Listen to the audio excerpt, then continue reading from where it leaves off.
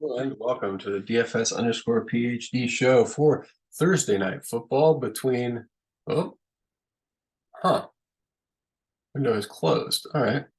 Between Chicago and that kind of threw me off. Look up the actual teams. Chicago and Washington. Remember, you're good enough, you're strong enough, and gosh darn it, somebody's got to win that money. Now that we find the Zoom window and share the screen with you guys again. That's kind of the weirdest thing ever. What's going on? Oh, huh. I don't know what interim screen it was sharing there for a second, but hopefully it wasn't too weird. Yeah, so this is the one where I yell about Eberflus. Coach Eberflus, you saw me ranting about it on Twitter, and hey, look, the Thursday night game is Chicago, and this entire game is entirely affected by this stupid, stupid decision of this man. And so, first of all, I don't know what he's going to do. He's a stupid, stupid man. Coach Eberflus can do whatever he wants because he didn't kick that field goal that would have given him a 25% chance of winning it. So that's what I think this whole Chase Claypool distraction is. I think that's him saying, look over there. Look at this guy. And I mean, no doubt Claypool's pompous. He's behaving like a young millionaire. Can't be surprised about that. Whose job is it to control and coach the young millionaires? It's your job, bud. So anyway, I got no idea what's going on with this guy, but listen to what he said about why he didn't kick the field goal. Just because of the way we were running it, it was half a yard. So I felt very confident about getting that right there. Every situation's different. You've got to look at the game in its entirety. And I think the way we were running the football and the confidence that we had on offense in that moment, I would say that, we're going to do that right there. Anyway, so that right there, if you look at the win probability, was this decision he made, where he kicks the field goal and this bar goes back down to here to like 80% win probability because you have the lead with 3 minutes left. He's thinking maybe if you give him the benefit of the doubt that they could, run another 3 plays or something, run some time off the clock. Other teams still had their timeouts, number one. Number two, only 15 yards left. So that strategy doesn't work that well. You can't get 2 first downs, really. You can only get 1 first down, and they have all their timeouts. So that strategy is not quite right either. So anyway, I'm so frustrated with this man for that decision to not kick the field goal, and then obviously, rightfully, to lose the game. Can't get mad when he loses the game. And also, Justin Fields and Zach Wilson are the two. I might have messed up his first name, but those two guys, the Jets quarterback and the Chicago quarterback, are the two quarterbacks who should feel the least bad about what happened. I mean, they didn't play great, but they played serviceable, and they lost because of very bad coaching decisions here and there along the way. So who GMs these teams that doesn't put statisticians around them, right? Like, how can you allow a man to make a decision that costs you? I mean, this is almost rounds up to an entire game of win probability, right? And I mean, if you integrate the other decisions from back when they had a whole lead, but even just not counting that really, really bad decision, he made a ton of other bad decisions. Okay, so as a result, we do not expect Chase Claypool to play at this point in the week. So a lot of this episode is crystal ball, no Claypool. What do we do? Now we've seen, he's been disappeared a little bit on the field, so we kind of know who they go to when the coach is mad at him. But I just don't love it that we've got a dumb coach at the center of the slate. So that's what our decisions will be about. So my level of confidence is not high. I do not think I will be taking super many shots at at the 500,000, whatever. Probably be less than 10 actual shots in that tournament. I don't know what's going on with this guy. And if I had to rely on one of his decisions to win a bunch of money at the end of the game, I might have a for real heart attack. This guy is nuts. Anyway, so let me also say thank you for joining me again. And please like, comment, subscribe. I see only, almost half of you guys are not subscribed, but I am kind of impressed that half of you are subscribed. So I don't know. I was just looking at the analytics tab. I'm also impressed that 100% of you are 35 to 44-year-old males. Not really surprised about that demographic, but anyway. Okay. So let's see. Nice to see you guys. I'll make more specific cultural references for us now. Okay. So I have a pretty specific set of captains I'm thinking about. I should tell you, let me first go to projections I've made changes to and rules I've added as a result. So if this is your first time watching the show, these are not my projections for these players in terms of like an optimizer makes it projection. It's not like an average of all the situations because what I care about is winning. So I want to know, what do I think And I think like all these guys have a 1 touchdown, 2 touchdown, whatever that ceiling is. And so this is my average across the 1 touchdown ceiling for Brian Robinson Jr., Khalil Herbert, Roshan Johnson, Darnell Mooney, Antonio Gibson, if he gets the carries. And I'm trying to see what do I think is an upside for Antonio Gibson. And I think I might be a little aggressive with that at this point in his career at having him be 12-point player. If he gets that touchdown and maybe 60 yards, he can grind out with if he breaks 2 20-yarders or something. I don't know. That's a little aggressive, but yeah, some of these. So the way I make these projections are a combination of I look at the snap counts and the implied points per point PPR points given that number of snaps again. That should really be scaled by pace of play or whatever, because yeah. But the other thing we have to take into account is these are two very bad defensive teams. Chicago is the second to worst, and Washington is the 6th or 7th to worst. So that probably goes one way, right? It probably goes shootout. And so because I think that suggests shootout or at least higher scoring potential, even with teams that are not that fast, they're running every play. Like I took screenshots of it. It's not exciting the way that a Chicago team runs the ball, but it is, yeah, it's what they do. And it's also the other team's bad. So they can run it down their throats and succeed. And so, I think it's appropriate Justin Fields be projected the highest. Sam Howell, fine. Quarterbacks are the 2 best plays on the slate. You should probably get to a lot of them. I'm going to get to, I'm sure, 90% Fields, if not higher. I haven't looked at the actual. Yeah, that's fine. 90% Fields, exactly what I was expecting. A lot of Antonio Gibson, no thanks. I'll limit that at 18% captain, just because I think it's possible. People get really confident based on 1 week's usage. You saw it happen with, who was it this week? People got confident about Bijan's usage, but he's great, so I don't want to use him as a counterexample. Brian Robinson's fine. He's obviously going to be who they ride here. Oh yeah, I should tell you my rules. I told you some of my buffs here, but the buffs come with rules because I'm not just randomly buffing guys 5 points. The reason I'm buffing them is I'm saying one of them catches the touchdown. That's what I'm trying to model, because most of these distributions for guys are not a Gaussian right in the middle, right? There's a 1 touchdown distribution of points, a 2 touchdown distribution of points, and probably a tinier third bump.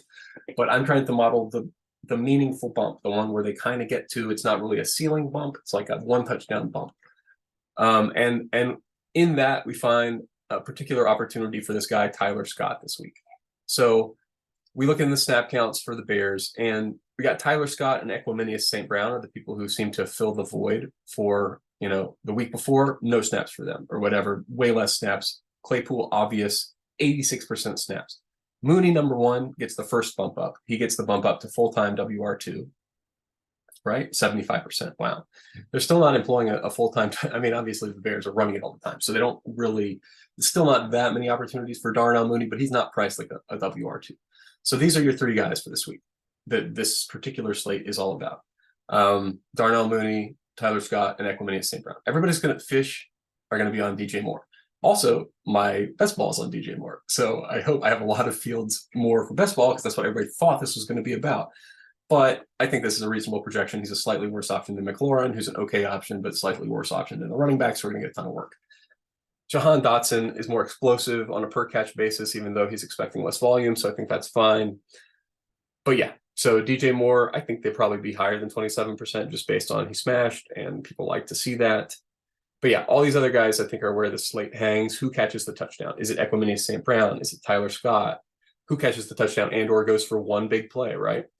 On Washington side, it's not as exciting because of what's it called? The Claypool situation. The Claypool situation means we have much better value on the Chicago side. So I have rules of max 1 Chicago running back because I've boosted both Roshan and Khalil, mostly because I think one of them will score a touchdown for sure. And so I want to boost them both to that projection and then choose between them.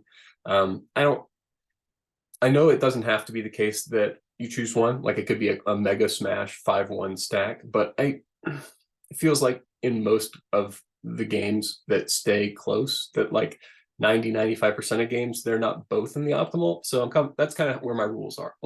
I understand I'm cutting out some of the face space that possibly contains winners, but you got to make decisions. You got to cut down the face space. And I think these rules, the reason I'm doing it is that I'm changing the projections, right? The rules don't make sense if you're thinking about situations in the natural set of like probability distributions, right? Like where they're both in the high tail, but I'm not in the natural set of probability distributions, right? I'm changing it to be like slightly better than their average performance for the guys who I think have a real chance of scoring a touchdown. Which again, for those watching, listening to the podcast, incredible listenership. I think we popped onto some lists now, so that's fun. I did not look up where we are on them, but apparently you get to a couple dozen listeners per day, and you're a reasonable sports podcast, so that's funny. But yeah, the guys are Khalil Herbert, Brian Robinson Jr., Roshan, Darnell Mooney, Antonio Gibson, Equiminius St. Brown, and Tyler Scott.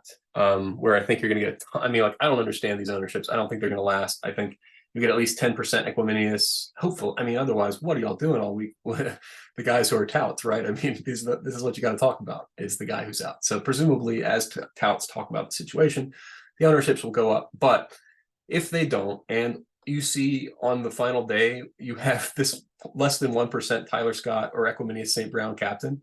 Yeah, I know they don't pass a lot, but that's way too little. That's going to be some of my highest leverage plays of the slate. Definitely going to take a big old bite of those. Darnell Mooney, are you kidding me, at 2%? Huge amount of that. Yeah, I'm just not excited. What is this? Why do we have so much?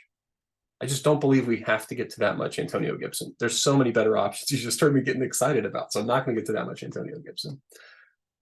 Oh, is it telling me? Yeah. Okay, great. Fields, awesome. Equiminius, fine. Sam Howell, fine. Okay, cool. Tyler Scott getting kind of aggressive there. I don't know if I probably set a limit at 10% there, maybe 7% Tyler Scott.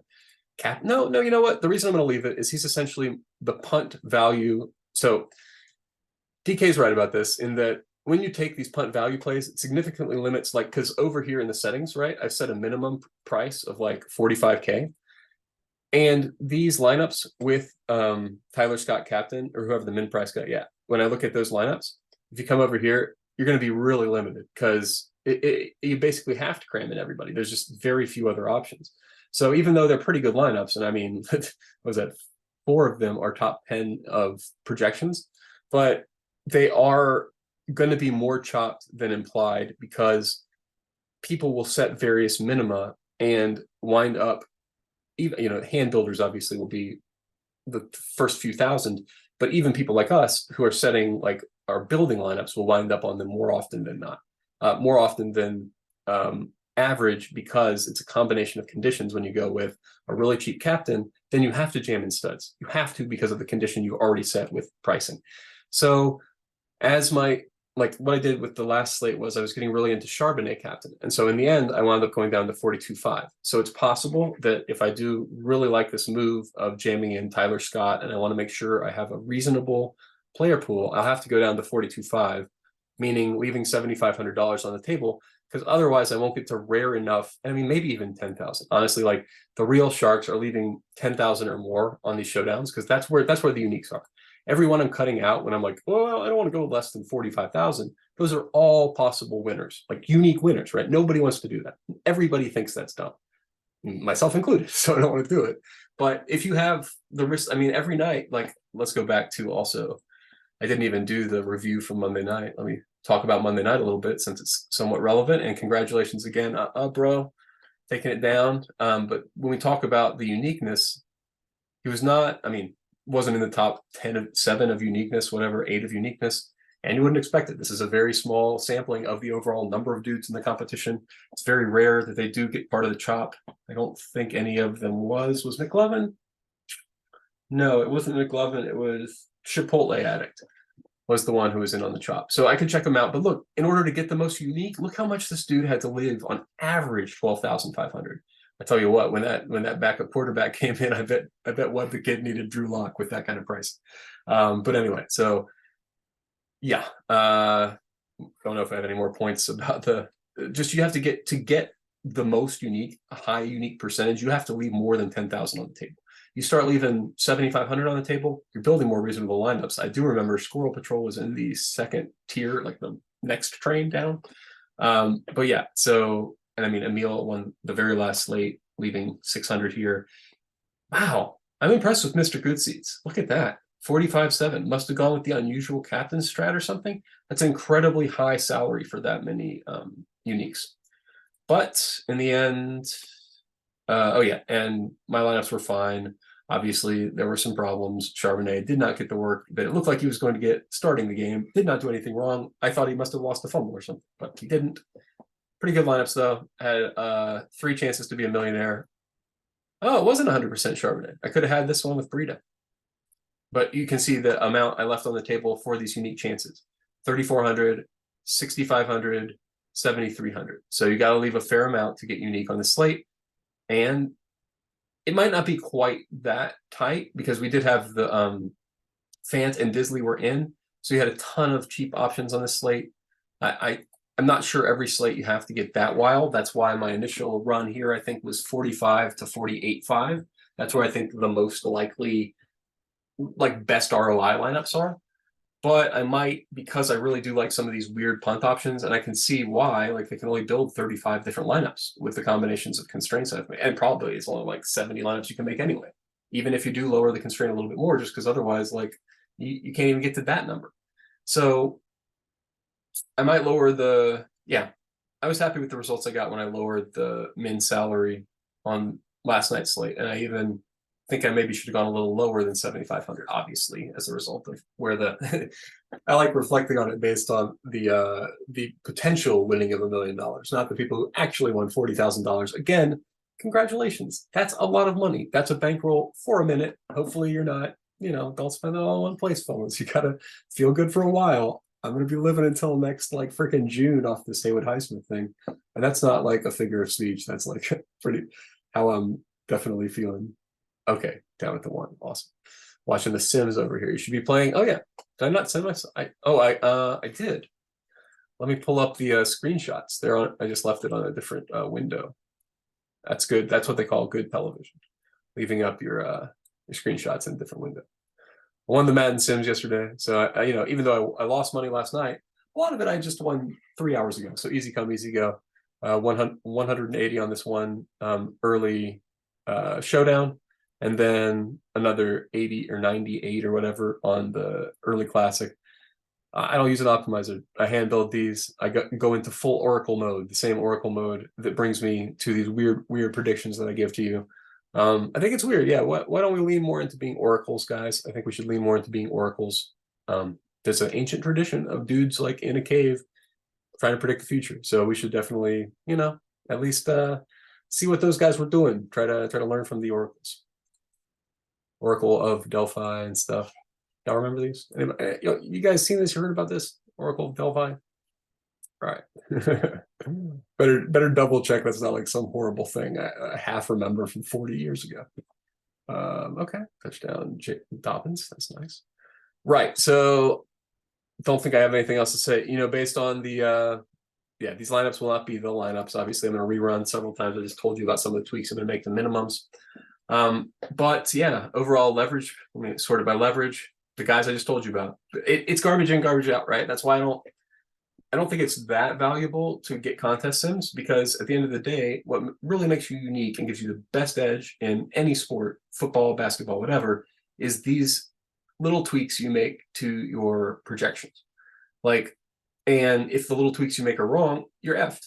And if the little tweaks you make are right, you win $100,000 and have the top 7 unique lineups one night and just are freaking legend. And so just make sure you are set up so that when your thing you say is going to happen hits, you win a bunch of money and are set for a minute, right? Like that's the overall core. But I guess, yeah, it's showdown. So that is an important point. I was like, make sure I'm not making this point on the MLB Classic slate for today, where don't get different. Make sure to pick good players and the best possible lineup you can within the salary provided. You want to use, it's so confusing, right? In MLB Classic, use all your dang salary. Do not leave almost anything on the table today, guys. That's a mistake for sure.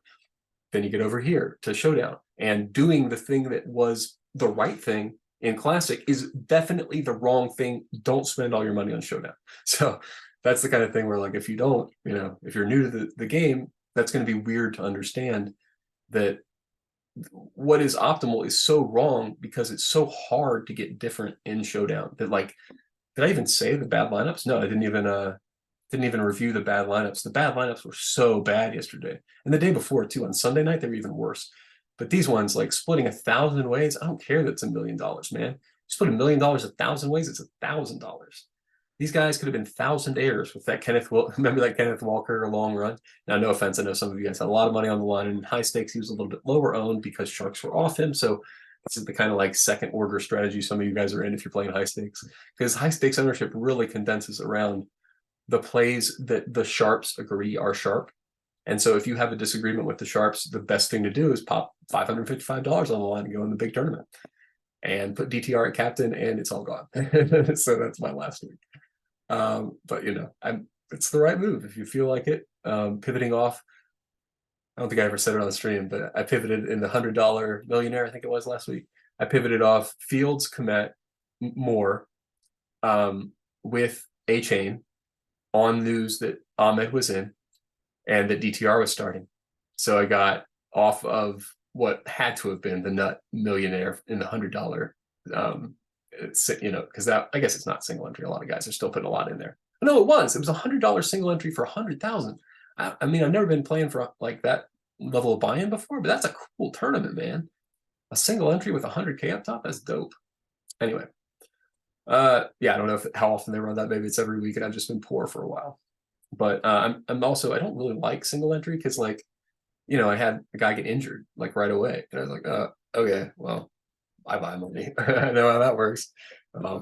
Too bad, but so yeah, I think all the tweaks are going to control the slate, right? The garbage in becomes the garbage out. So since I told the thing, hey, put a lot of Equiminius St. Brown in there. Oh, by the way, the reason I'm doing that is snap counts. He got an incredible amount of snap counts and did the worst with them.